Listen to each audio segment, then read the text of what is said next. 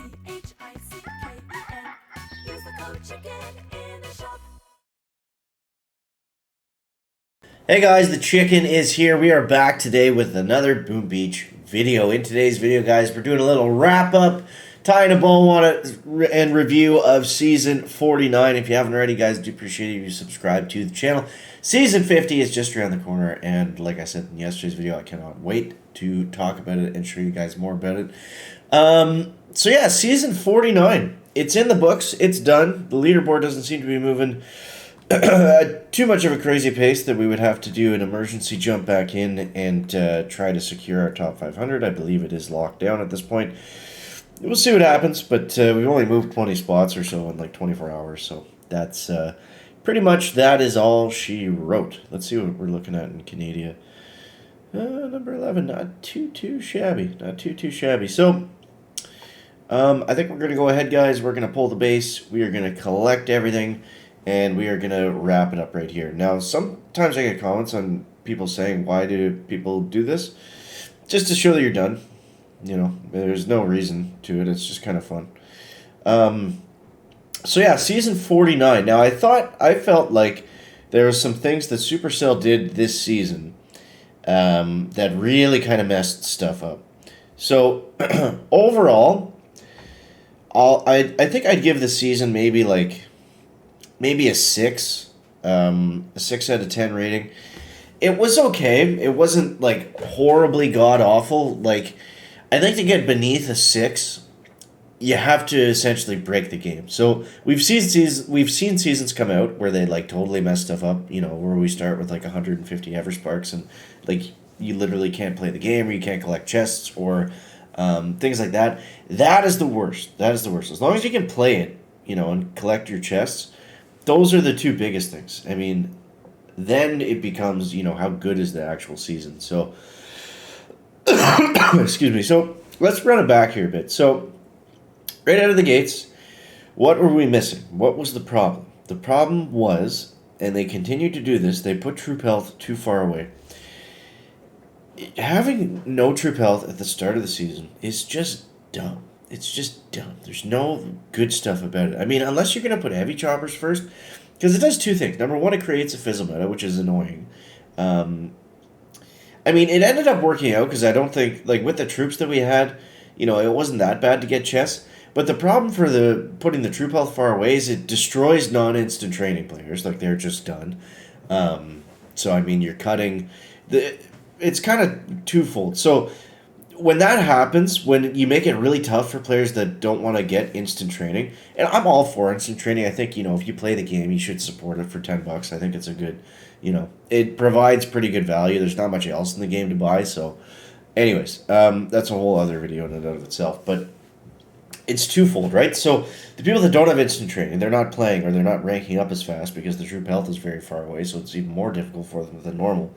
So what that does is that kind of cuts the player pool to just the instant training players, which are typically the more competitive people, you know, that may be better at the game.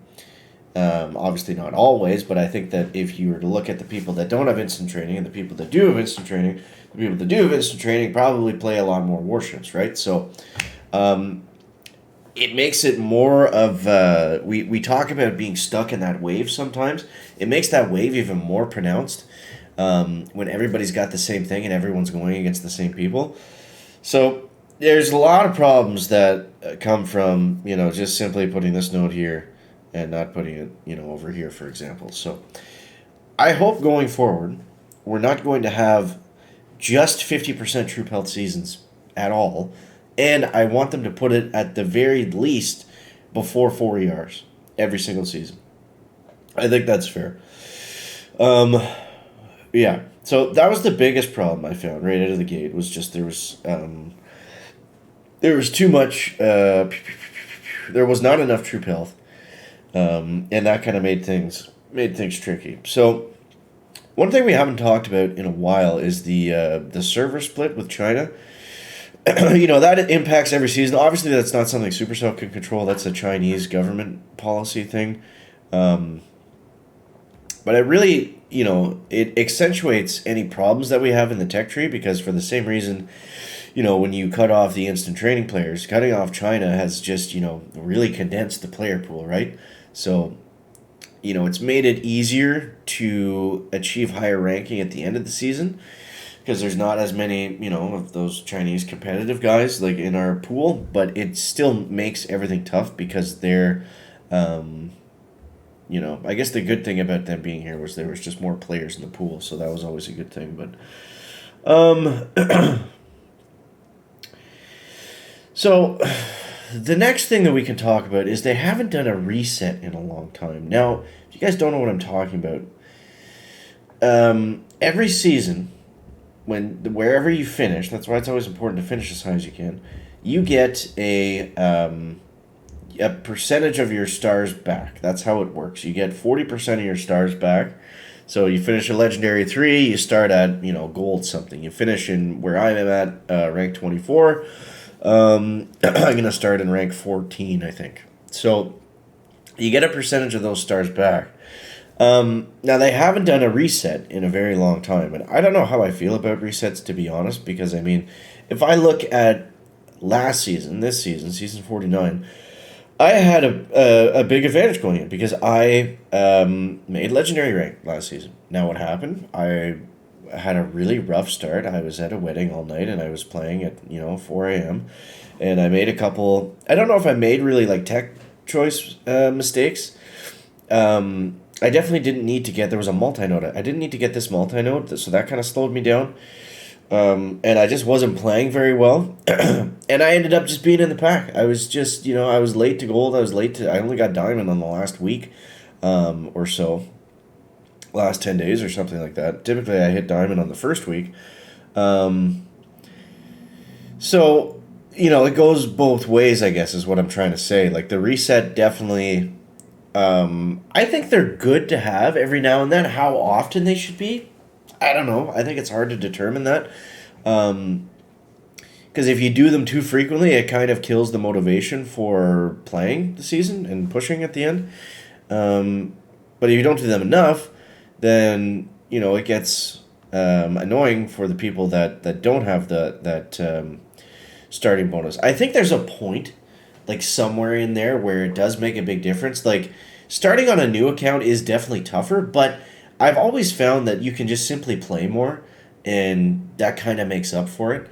If you don't have all the starting tech, like it's fairly easy when you're starting out. I've done it before, to go through wood rank, the stone rank, and then to get into the iron rank. It takes for sure. It takes a little bit longer.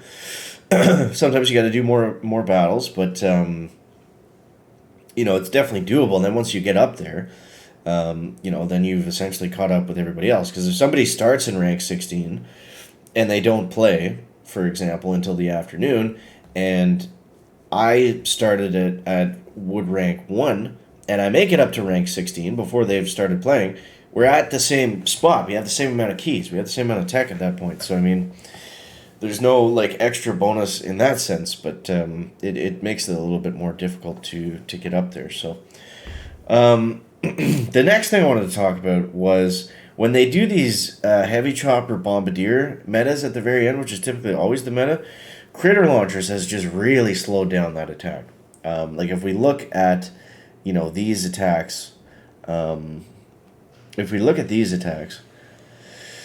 it's everything's about the critter launchers. Everything's about the critter launchers. So you just got to deal with them constantly, and if you let them farm up too many critters, like I almost did right there, then it just slows down the whole attack. Just grinds it to a halt. So I don't know. It was an interesting defense that they brought in, but I feel like it's really negatively impacted warships a lot.